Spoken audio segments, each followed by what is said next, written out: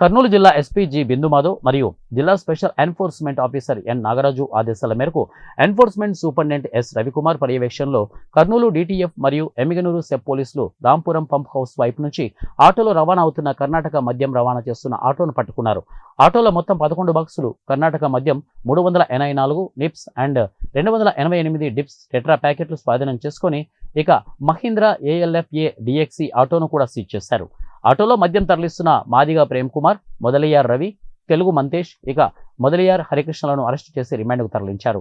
ఈ దాడుల్లో DTF Kurnool CI ఇక నర్సానాయుడు, అలాగే DTF Kurnool constables Karunakar, Basheer, Sheikh Shavali, Emmiganur SEB CI P Bhargavareddy, head constables V Lingaprasad, A Gopal, constables Bharat, Narasimhareddy మరియు లక్ష్మణులు పాల్గొన్నారు.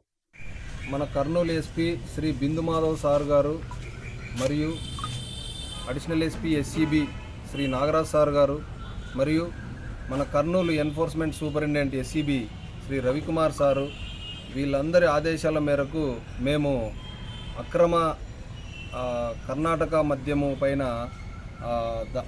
తగు నిఘా ఏర్పాటు చేసి ఇన్ఫర్మేషన్ గ్యాదర్ చేసుకుంటూ ఉండగా మాకు కర్నూలు డిటిఎఫ్ సిబ్బంది వాళ్ళు కూడా తోడ్పాటు అందించడం జరిగింది.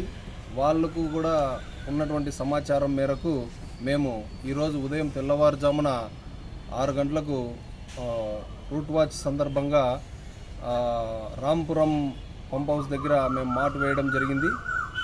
మంత్రాలయం మండలం రాంపురం పంప్ హౌస్ దగ్గర మేము ఉన్నప్పుడు ఒక ఆటోలో ఒక 4 వ్యక్తులు, వాళ్ళందరూ కూడా తుంగభద్రకు చెందినటువంటి వ్యక్తులు, వాళ్ళు ఒక 3 సంచుల్లో మద్యాన్ని తరలించుచుండగా వాళ్ళని పట్టుకుని అరెస్ట్ చేసి రిమాండ్కి పంపడమైంది. వాళ్ళ ఈ ఆటో వచ్చేసి మహీంద్రా ఆల్ఫా డిఎక్స్ ఆటో ఇది. దీంట్లో 3 సంచుల మద్యాన్ని మేము చెక్ చేసినట్టు దాంట్లో ఒక సుమారు